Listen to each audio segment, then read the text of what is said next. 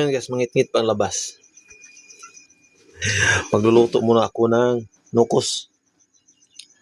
So ito guys, nag-adobo tayo ng nukos guys. Yan kita ko sa inyo. Nandito tayo sa dirty kitchen namin dahil narot ng gasol.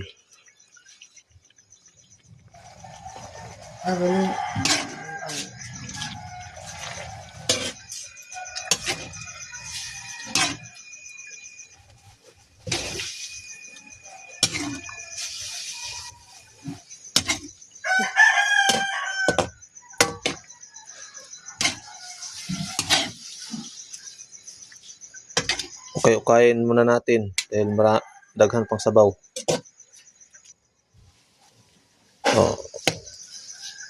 Wala pang lamas yan.